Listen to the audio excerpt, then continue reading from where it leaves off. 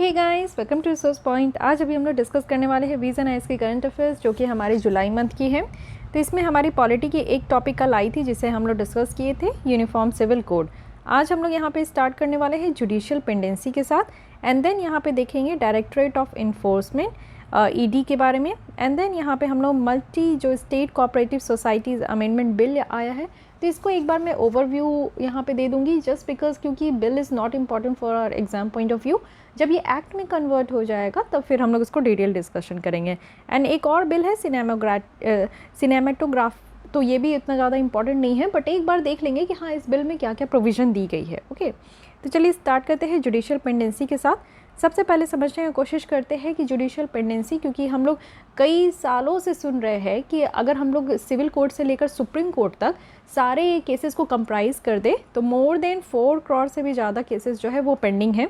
But हाँ, ये जो पेंडेंसी है वो आपका डे बाय डे इंक्रीज़ होते जा रहा है। जो मैं 4 करोड़ बोली हूँ, क्योंकि मुझे लास्ट याद है कि जब भी मैं इस टॉपिक को आप लोगों के साथ डील की थी तो वहाँ पे 4 करोड़ थे, अब यहाँ पे 5.02 करोड़ हो चुके हैं। तो आप लोग ये समझ सकते हो कि कितने तेज़ी से हमारे यहाँ जो है पेंडेंसी बढ़ते जा रही है जुडिशरी में। अब यहाँ पे अगर हम लोग देखें कि केसेस जो यहाँ पे पेंडिंग है, इसका रीज़न क्या है। सबसे पहले यहाँ पे रीज़न है कि लो रेशियो ऑफ जजेस टू पॉपुलेशन, क्योंकि आपको पता है कि आज की डेट पे अब हम लोग मोस्ट पॉपुलस कंट्री बन गए हैं। तो जितना ज़्यादा हमारे देश में आबादी है उस तरीके से हमारे देश में डिस्प्यूट भी हो रहे हैं, तो उसी तरीके से केसेस भी अब यहाँ पे आ रहे हैं। तो जितना केसेस आ रहे हैं, डिस्प्यूट हो रहे हैं, उस हिसाब से हमारे देश में जजेस नहीं है। ठीक है, तो बहुत ही कम रेशियो है अगर पॉपुलेशन के हिसाब से देखें। और जिस तरीके से आप देखोगे कि वैकेंसी वगैरह भी जो फिल करने के लिए है उसमें भी बहुत ज़्यादा डिले होता है। बिहार जुडिशरी भी आप देख सकते हो, या फिर स्टेट जुडिशरी जो भी आप देखते हो, चाहे वो यूपी हो, उत्तराखंड हो, या फिर उड़ीसा हो, वेस्ट बंगाल हो, हर एक स्टेट की जुडिशरी में मुझे ये देखने को ज़रूर मिलता है कि बहुत ही ज़्यादा डिले होता है। ठीक है, तो ये भी एक प्रॉब्लम है। और हमारे यहाँ आपको पता है कि ऑल इंडिया जुडिशियल सर्विस का मतलब कि बनाने की बात की जा रही है कि ऑल इंडिया बेसिस पे भी जुडिशरी का एग्ज़ाम होना चाहिए जुडिशियल सर्विस के लिए, तो ये भी अभी तक इम्प्लीमेंट नहीं किया गया है। जैसे आप देखते हो कि स्टेट पीसीएस है, साथ ही साथ हम लोग यूपीएससी भी है हमारे लिए ऑल इंडिया बेसिस पे, तो उसी तरीके से जुडिशियल सर्विस के लिए भी यहाँ पे हमारे ऑल इंडिया बेसिस पे भी एक एग्ज़ाम होनी चाहिए, जिससे कि आप देखो दोनों तरीके से अगर एग्ज़ाम कंडक्ट होना तो कहीं ना कहीं एक वैकेंसी जो है वो फिल होगी। और डिले का तो क्या ही बोले, हर एक स्टेट की अपनी मनमानी चलती है। सेकेंड है कि फ्रिक्वेंट एडजर्नमेंट। आप देखो कि यहाँ पे जो मैक्सिमम 3 एडजर्नमेंट पर केसेस जो है वो यहाँ पे फॉलोड नहीं की जाती। ये जो प्रोसीजर है ना कि मैक्सिमम जो है 3 एडजर्नमेंट होना चाहिए पर केसेस, तो इसको फॉलो नहीं किया जाता। 50% जो मैटर है वो यहाँ पे कोर्ट के द्वारा आपका सुना जाता है, जिससे कि केसेस जो है काफ़ी ज़्यादा पेंडिंग हो जाती है। ठीक है, साथ ही आप देखो लैक ऑफ इंफ्रास्ट्रक्चर।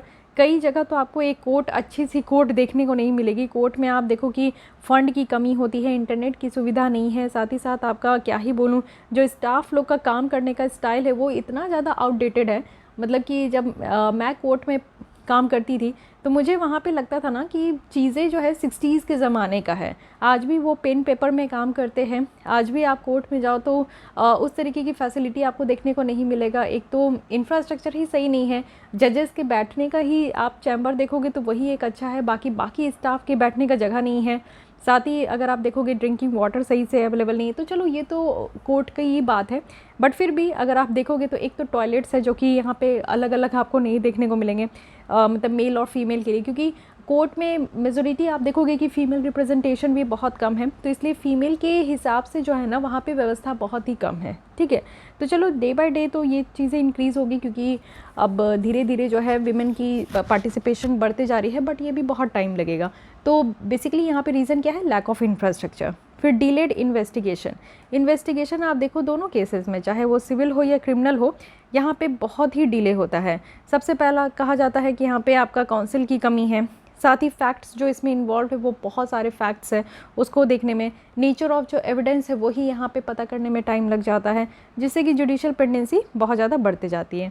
इसके अलावा भी आप देखोगे तो अदर इश्यूज़ हैं, जैसे कि अगर मैं कहूँ तो कंटेम्प्ट ऑफ कोर्ट पावर जो है वो अब्यूज़ होते रहता है, इम्प्रॉपर कोर्ट रूम बिहेवियर है, और तारीख पे तारीख कोई भी केसेस को जो है 1-2 हियरिंग या 5 हियरिंग में इसको निपटाना होता है, वो चीज़ें नहीं हो पाती हैं। तो ये सारे कुछ ऐसे इश्यूज़ हैं जिसके कारण जो है पेंडेंसी बढ़ते जा रही है। अब वे फॉरवर्ड में बहुत अच्छा बताया गया है कि सबसे पहले तो अपॉइंटमेंट करो जजेस की, देखिए कोलिजियम है, जो हाई कोर्ट और सुप्रीम कोर्ट में आप जजेस की अपॉइंटमेंट देखते हो, उसके लिए जो सिस्टम है उसको हम लोग कोलिजियम कहते हैं। कोलिजियम एक ऐसा सिस्टम है ना जो बाबा आदम ज़माने से चलते आ रहा है हमारे देश में, और इसमें क्या होता है ना कि बहुत ही ओपेक सिस्टम है। यहाँ पे आप देखोगे कि नेपोटिज्म, कास्टिज्म सब कुछ यहाँ पे फॉलो होता है, और साथ ही साथ इतना ज़्यादा यहाँ पे ओपेक सिस्टम है कि पता भी नहीं चलता कि किस बेसिस पे कौन जज को जो है एलिवेट किया गया हाई कोर्ट से सुप्रीम कोर्ट, और कौन जज को जो है कहाँ से कहाँ ये ट्रांसफ़र कर रहे हैं, और किस जज को CGI बनाना है। ये सारी चीज़ें बहुत ज़्यादा ओपेक है, ठीक है। तो कोलिजियम सिस्टम है जिसके थ्रू आप देखो जजेस को सेलेक्ट किया जाता है, फाइन, और ट्रांसफ़र भी किया जाता है। एक all India judicial service exams जो है ना, इसकी बहुत ज़्यादा ज़रूरी है, जिससे कि एक हाई स्टैंडर्ड जो है जुडिशरी में मेंटेन हो। साथ ही आप देखो हमारे संविधान में आर्टिकल 224A और 128 है, जिसमें कि एडहॉक जजेस की अपॉइंटमेंट के बारे में भी कहा गया है। एडहॉक मीन्स टेम्प्ररी, ठीक है। तो अगर जजेस की कमी है तो टेम्प्ररी बेसिस पे भी यहाँ पे जब ज़रूरत पड़े तो यहाँ पे जजेस की अपॉइंटमेंट की भी बात की जाती है। ये बाकायदा हमारे आर्टिकल में कहा गया है, बट अब इस चीज़ को भी कहाँ फॉलो किया जाता है। साथ ही सेकंड यहाँ पे कहा जा रहा है कि जो ऑल्टरनेटिव डिस्प्यूट रिजोल्यूशन है उसको हम लोग को प्रमोट करने की ज़रूरत है। आप देखो सबसे अच्छी सिस्टम ना यहाँ पे लोक अदालत है, लोगों की अदालत, जो कि एकदम ग्राउंड लेवल पे होती है। इसको इम्प्लीमेंट करना बहुत ज़्यादा ज़रूरी है, क्योंकि यहाँ पे क्या होगा ना कि अगर जो भी छोटे मोटे केस होते हैं वो अगर यहीं पे सॉल्व हो जाए तो लोगों की परेशानी भी यहाँ पे कम हो जाएगी। एक तो लोग high court, supreme court, family court, civil court दौड़ते दौड़ते उनका जो है टाइम जो है वो किल होता है, मनी किल होता है, मतलब ये सब चीज़ें बहुत ज़्यादा हरास करती है, ठीक है। उसके बाद आप देखो आर्बिट्रेशन है, कंसिलिएशन है, मीडिएशन है। कोई यहाँ पे मीडिएटर होते हैं, वो दोनों जो हैं वो दोनों पार्टी को सुनकर जो है आपस में डिसीज़न दे दें, ठीक है। कंसिलिएशन भी एक तरीका है, आर्बिट्रेशन भी, एक आर्बिट्रेटर होते हैं जो कि दोनों पक्षों की बात सुनते हैं और उसके हिसाब से वो डिसीज़न देते हैं। तो ये सारे जो यहाँ पे ऑल्टरनेटिव डिस्प्यूट मैकेनिज्म है ना, इसको यहाँ पे ज़रूर से ज़रूर फॉलो करना चाहिए, इसको और ज़्यादा इम्प्लीमेंट करना चाहिए, प्रमोट करना चाहिए, जिससे कि लोग यहाँ पे कोर्ट तक कम पहुँचे। और जैसे ही कोर्ट तक कम पहुँचेंगे तो ऑब्वियस है कि कोर्ट का बर्डन जो है वो कम होगा और लोगों की भी जो परेशानी है वो कम होगी। साथ ही इंफ्रास्ट्रक्चर को स्ट्रेंथन करना तो बहुत ही ज़्यादा मोस्ट इम्पॉर्टेंट ये काम है, क्योंकि देखो यहाँ पे सबसे पहली बात मुझे ऐसी लगती है कि सरकार को यहाँ पे फ़ंड प्रोवाइड करना ज़रूरी है। फ़ंड भी चलो एडुकेट फ़ंड आ भी जाता है तो ये लोग जो है उसको खा पी जाते, लेकिन फिर भी अगर इतना फ़ंड दे दो कि अच्छे तरीके से जुडिशल इंफ्रास्ट्रक्चर जो है ना, ट्रेनिंग जुडिशल स्टाफ जो है, सब कुछ बहुत अच्छे से जो है वो डेवलप हो सके और अपग्रेड हो सके। साथ ही टाइम लिमिट भी सेट करने की ज़रूरत है। एक आप समझो कि टाइम लिमिट जो है ना वो भी यहाँ पे सेट होना चाहिए कि एक केस को कब तक आप हियर करोगे, कितने तारीख पे तारीख दोगे। ये तो लिमिट ही नहीं है, जब मन करेगा तारीख पे तारीख देते जाएंगे, जब मन करेगा आप डिसाइड करेंगे, नहीं मन करेगा नहीं डिसाइड करेंगे।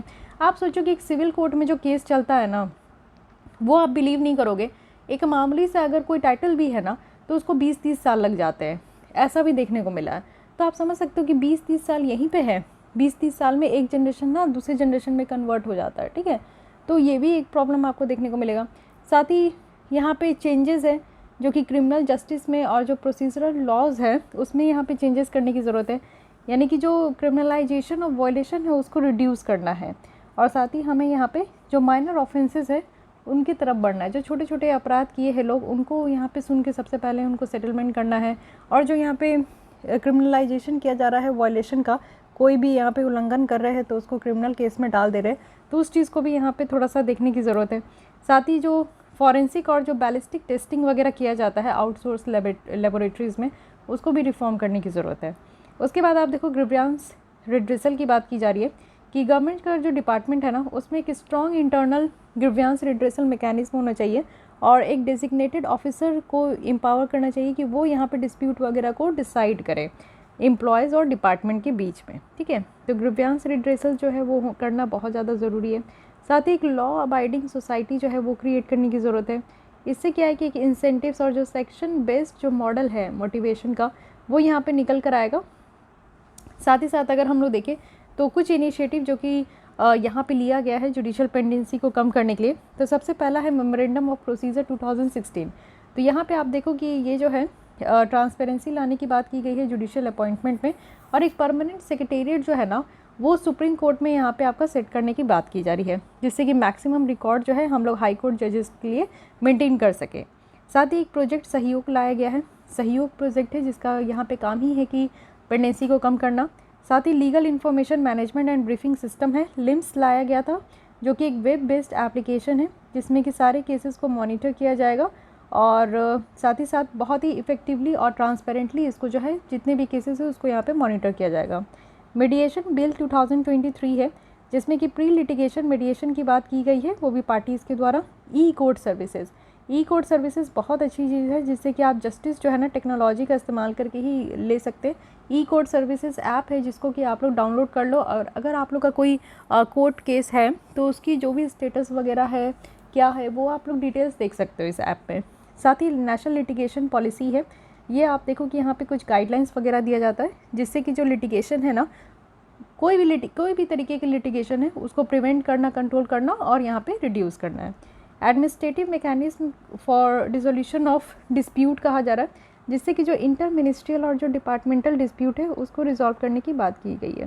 साथ ही फास्ट ट्रैक कोर्ट की बात तो बहुत पहले से है, तो फास्ट ट्रैक कोर्ट की बात की जा रही है। एक डेडिकेटेड कोर्ट होना चाहिए जिसमें कि यहाँ पे जो जस्टिस है उसका सही तरीके से डिलीवर हो और फास्ट ट्रैक कोर्ट मतलब कि नाम से ही पता चला कि जल्दी जल्दी केसेस को जो है डिस्पोजल करना है। ओके, तो ये सारे जो है ऐसे हथकंडे हमारे देश में तो अपनाए गए हैं, बट जिस तरीके से केसेस की पेंडेंसी बढ़ते जा रही है उससे यही साबित हो रहा है कितने सारे जो यहाँ पे हथकंडे लाए गए हैं वो सब फेल हो गए, कहीं ना कहीं ये इतना ज़्यादा अप्लाई नहीं हो पा रहा है। अब यहाँ पे know the term judicial pendency कहने का मतलब है clogged state of judicial system in India.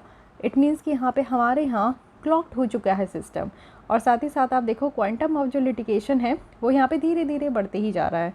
Data bank की बात की जा रही है 69.76 थाउजेंड 60 लाख 4 करोड़ केसेस जो है और सुप्रीम कोर्ट में देखो 69,000, इट मीन्स कि 70,000 केसेस सुप्रीम कोर्ट में है, 60 लाख केसेस हाई कोर्ट में है एंड 4.4 करोड़ केसेस डिस्ट्रिक्ट और सबऑर्डिनेट कोर्ट्स में है। तो आप समझ सकते हो कि कहाँ हम लोग स्टैंड कर रहे हैं।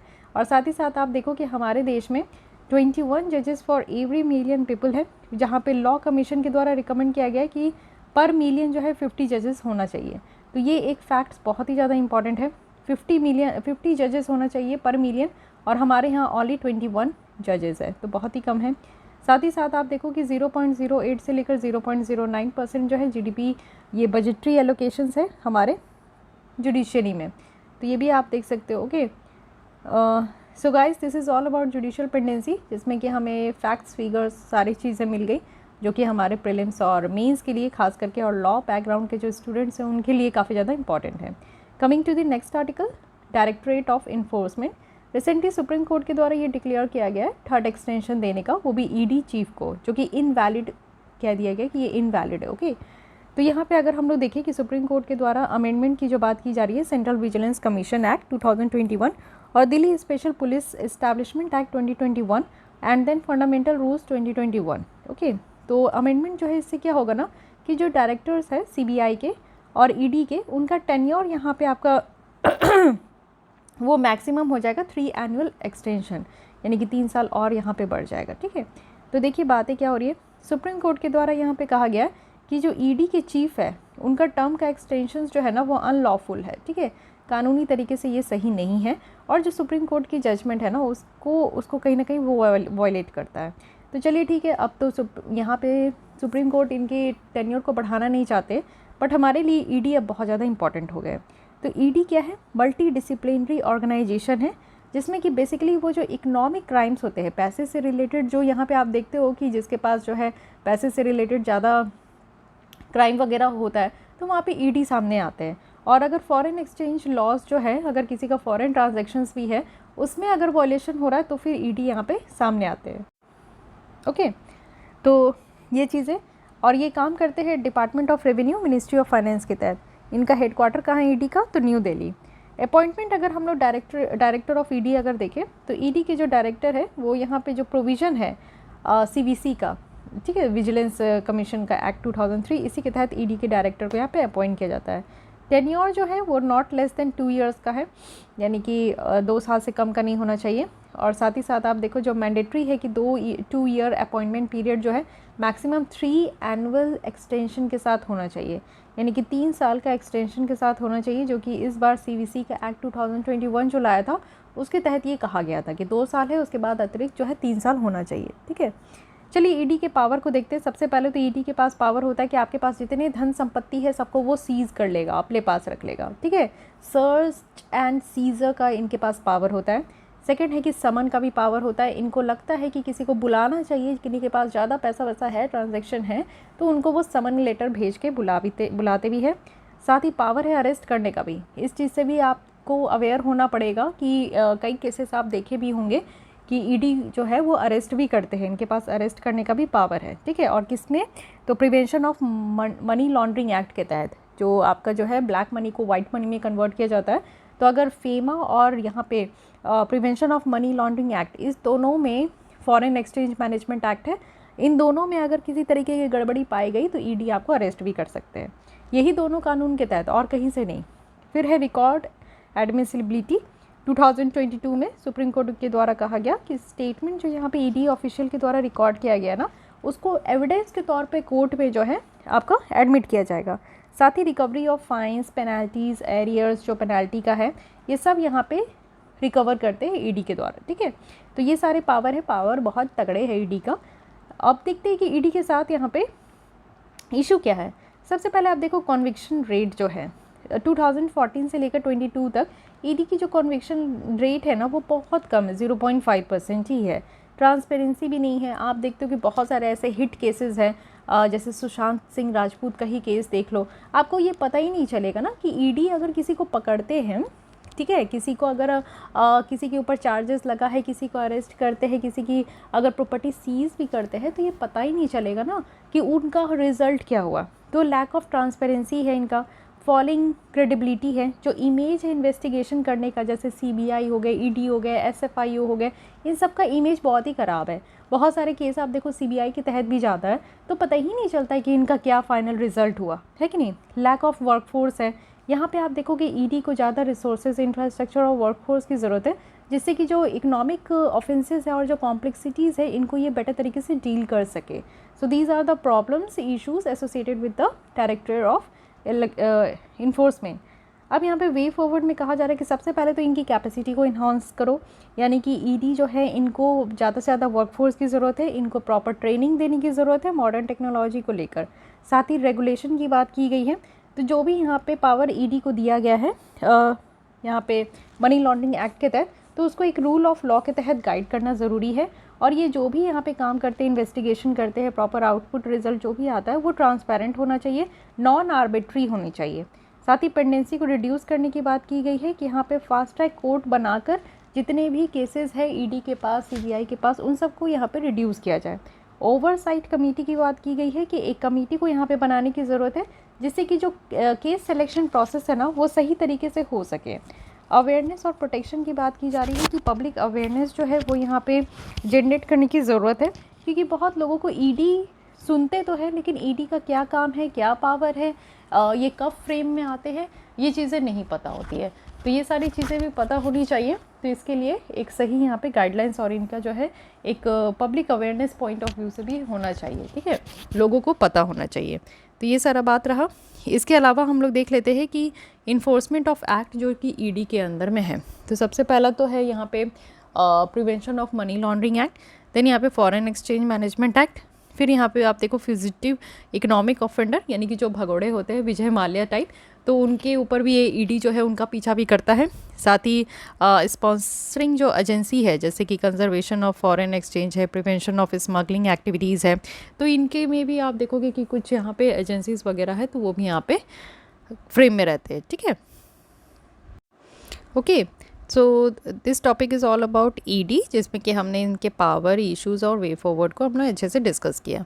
अब एक ओवरव्यू ले लेते हैं multi state cooperative societies bill के बारे में। देखिए, multi state cooperative societies act 2022 था, जिसको कि फिर से अमेंड करने की बात की जा रही है। तो इसमें क्या ऑब्जेक्टिव था? इसका ऑब्जेक्टिव था यहाँ पे कि कोऑपरेटिव सोसाइटीज़ जो होते हैं ना, उनके रिलेटेड लॉ को लेकर आना। अब इसकी ये जो कानून है ये सारे कोऑपरेटिव सोसाइटीज़ के ऊपर है। साथ ही रजिस्ट्रेशन आप देखो तो यहाँ पे रजिस्ट्रेशन जो है एक्ट के थ्रू किया जाएगा, जो कि यहाँ पे सेंट्रल रजिस्ट्रार के थ्रू होगा। साथ ही यहाँ पे एक केस लॉ है जो कि union of India versus Rajendra Shah and others है, जिनमें ये कहा गया है कि हमारे संविधान का जो पार्ट 9B है, ये आपका जो है अप्लाई होता है सिर्फ मल्टी स्टेट कोऑपरेटिव सोसाइटीज़ के ऊपर। So this is very important, इस केस लॉ को आपको ध्यान रखना है। ओके साथ ही अगर हम लोग देखें कोऑपरेटिव प्रिंसिपल्स क्या क्या है, तो ये आप देखो वॉलेंट्री एंड ओपन मेंबरशिप है। सेकंड वन इज़ कि मेंबर्स की इकोनॉमिक पार्टिसिपेशन होना चाहिए। Third one is education, training and information. Fourth one is democratic member control. Fifth one is autonomy and independency and sixth one is concern for community है। ठीक है, अब इस bill की ज़रूरत क्यों पड़ी, तो चलिए देख लीजिए। कंसिस्टेंसी है जो कि 9B जो पार्ट है उसके साथ ये कहा जा रहा है कि बहुत ही ज़्यादा ज़रूरत है इसको अमेंड करना। ठीक है, तो चलिए जो भी ज़रूरत है और क्या क्या इस बिल में लाया जा रहा है वो आने के बाद ही हम लोग देखेंगे। नेक्स्ट है यहाँ पे सिनेमेटोग्राफ अमेंडमेंट बिल लाया जा रहा है। तो ये भी आप देखो कि यहाँ पे central board of film certification, इसके बारे में हम लोग पढ़ लेते हैं। देखिए स्टैट्यूटरी बॉडी है ये, जो हम लोग जो है central board of film certification, जो कि जो भी मूवीज़ हम लोग देखते हैं वो इस बोर्ड के द्वारा पास किया जाता है, तभी हम लोग देख पाते हैं। Ministry of information and broadcasting के तहत ये बॉडी आता है। साथ ही ये जो है ना, ये आपका स्टैट्यूटरी बॉडी है जो कि इस मिनिस्ट्री के अंदर ये काम करता है। विज़न है कि गुड और हेल्दी इंटरटेनमेंट होना चाहिए, जो भी हम लोग मूवीज़ वगैरह देखते हैं वो कायदे से हम लोग को दिखना चाहिए। कंपोजिशन क्या है, यहाँ पे नॉन ऑफिशियल मेंबर्स होते हैं और एक चेयरमैन होंगे। साथ ही यहाँ पे 9 रीजनल ऑफिस भी है इनका, मुंबई, कोलकाता, चेन्नई, बेंगलोर, तिरुवनंतपुरम, हैदराबाद, न्यू दिल्ली, कटक एंड गुवाहाटी है, जहाँ पे ये सारे इनकी रीजनल ऑफिसेज भी है। ओके, अब की प्रोविज़न इस बिल का कहा जा रहा है, तो चलिए ये बिल जब कन्वर्ट हो जाएगा एक्ट में तभी हम लोग देखेंगे। नेक्स्ट आते हैं कुछ शॉर्ट्स है न्यूज़ का। तो right to silence, supreme court के द्वारा ये कहा गया है कि जो सारे एक्यूज्ड हैं उनके पास राइट टू साइलेंस भी है, कि वो शांत रह सकते हैं। ठीक है, राइट टू साइलेंस जो है वो यहाँ पे आर्टिकल 20 सब क्लॉज 3 में रखा गया है, जिसमें ये कहा गया है कि no one can be compelled to be a witness against himself, यानी कि आप अपने अगेंस्ट में ही अपनी सफाई नहीं दे सकते। अगर आपने कुछ क्राइम किया है तो आप अगेंस्ट अपने ही विटनेस नहीं हो सकते। आपको जो है, आपने अगर कुछ क्राइम किया है तो आपके लिए विटनेस कोई दूसरा ही होगा, जो आपको क्राइम करते हुए देखा है, सुना है, समझा है। ओके, प्रोटेक्शन जो है वो सिर्फ क्रिमिनल प्रोसीडिंग में ही लिमिटेड है, सिविल प्रोसीडिंग में नहीं है। साथ ही राइट जो है ना वो यहाँ पे किसी भी पर्सन को ऐसे अवेलेबल नहीं है जो कि कस्टम एक्ट के तहत है, फॉरेन एक्सचेंज मैनेजमेंट एक्ट के तहत है, ये सब कानून के तहत आपका जो है अवेलेबल नहीं है। नेक्स्ट है SOP to check the use of freebies liquor to lure voters. Okay, central board of indirect taxes and custom के द्वारा एक SOP यहाँ पे इशू किया जा रहा है, जिसमें कि ये कहा गया जो फ्री बीज वगैरह जो यहाँ पे फ्री में दिया जाता है, लिकर दिया जाता है। आप देखते हो अब इलेक्शन का टाइम आ रहा है 2024 का, तो काफ़ी ज़्यादा आप देखो कि ये सब जो है दारू वगैरह बांटा जाएगा, कुछ फ्री बीज दिया जाएगा, पैसे दिए जाते हैं, कुछ गांव-गांव जाकर जो है लोग अपनी चीज़ मतलब कि लोगों को जो है यहाँ पे सामान वगैरह बांटते हैं, लालच देते हैं कि आप मुझे जिताओगे वोट दोगे तो और क्या क्या आप लोग को मिलने वाला है। ठीक है, तो इलेक्शन कमीशन के द्वारा यहाँ पे कुछ कंसर्न यहाँ पे एक्सप्रेस किया गया है, वो भी किस चीज़ को लेकर, स्मगल्ड गुड्स वगैरह को लेकर। और SOP का हाईलाइट क्या है, सबसे पहला कि GST और कस्टम ऑफिशियल्स जो कि ये मॉनिटर करेंगे कि कूपन बेस्ड और फ्री फ्यूल और कैश ये सब की डिस्ट्रीब्यूशन के ऊपर, जैसे आप देखते हो तेल वगैरह का भी कूपन वगैरह दिया जाता है, तो ये सब को देखते हुए यहाँ पे मॉनिटर किया जाएगा। साथ ही फ्लाइंग स्क्वाड वगैरह भी यहाँ पे सेटअप किया जाएगा, स्टैटिक सर्वेलेंस टीम भी लाया जाएगा व्हीकल चेक करने के लिए, और जो वेयर हाउस वगैरह है उसको वेरिफिकेशन करने के लिए, जहाँ पे आप देखो स्टॉक वगैरह रखा जाता है ना, तो वो भी चेक किया जाएगा कि किस चीज़ का स्टॉक रखा जा रहा है। ठीक है, कुछ मूवमेंट है आइटम्स का, जैसे कि पार्टी फ्लैग है, साड़ीज़ है, तो ये सब जो मूवमेंट होगा ना उस पर भी रोक लगाने की बात की जा रही है। साथ ही यहाँ पे अगर हम लोग देखें central board of indirect tax and custom के बारे में, तो एडमिनिस्ट्रेटिव अथॉरिटी है for central excise and central GST commissionerates है, and then custom houses and central revenue control laboratory. किस मिनिस्ट्री के तहत है, तो ऑब्वियस है मिनिस्ट्री ऑफ फाइनेंस। इनको यहाँ पे चेयरमैन के द्वारा हेड किया जाता है। साथ ही इसका यहाँ पे आप ऑब्जेक्टिव देखोगे कि कुछ पॉलिसी फॉर्मुलेशन में ये डील करते हैं कि किस तरीके की कस्टम को कलेक्ट करना है, लिवाई करना है, और सेंट्रल एक्साइज ड्यूटीज़ वगैरह जो है ये भी कहाँ लिवाई करना है। ठीक है, ये सब चीज़ यहाँ पे रखा जाता है। Demarcation of roles of MCA and MITI, यहाँ पे आप देखो सेंटर के द्वारा अलग अलग कर दिया गया है रोल दोनों मिनिस्ट्री का। ठीक है। तो यहाँ पे अगर हम लोग MCA की बात करें, मिनिस्ट्री ऑफ कॉर्पोरेट अफेयर्स, तो ये नोडल मिनिस्टर होंगे और ये देखेंगे सारे कंपटीशन इश्यूज़ जो कि डिजिटल मार्केट में है।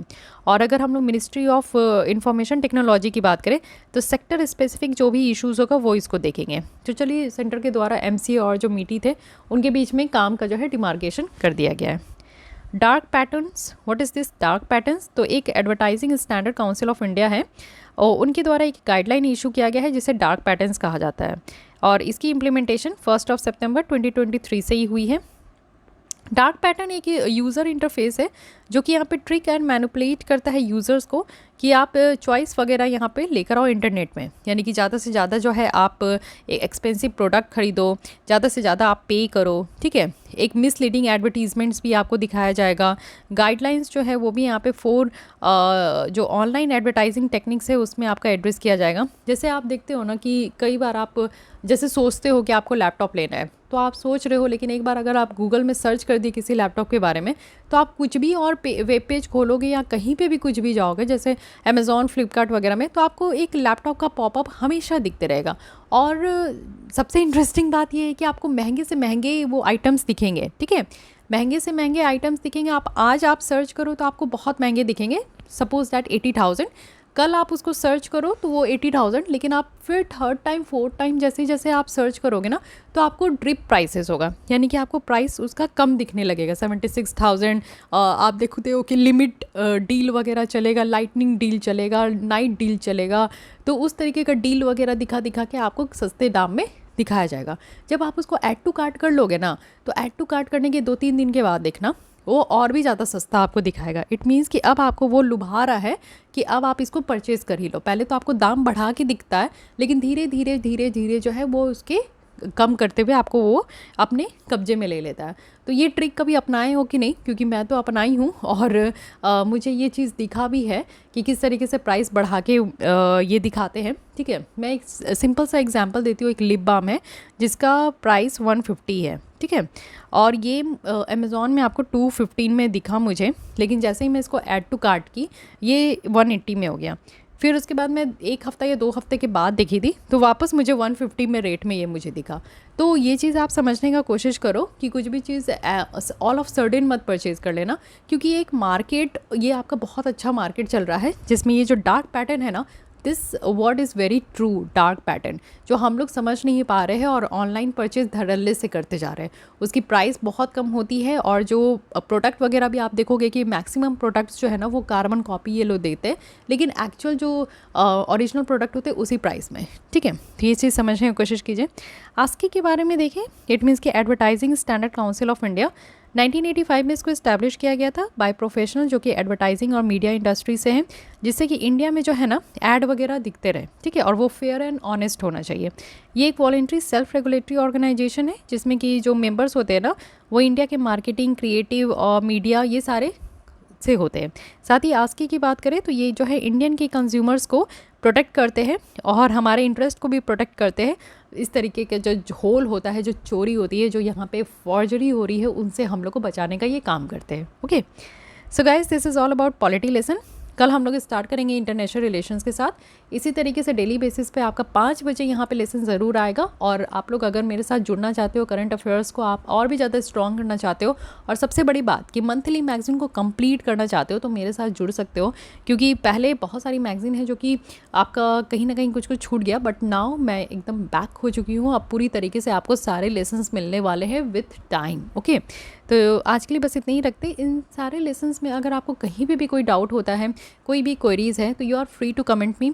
और उसके अलावा अगर आपको अच्छा लगता है तो लाइक कर सकते हैं। और आज के लिए बस इतनी, मिलती हूँ कल इसी टाइम पे। तब तक के लिए थैंक यू।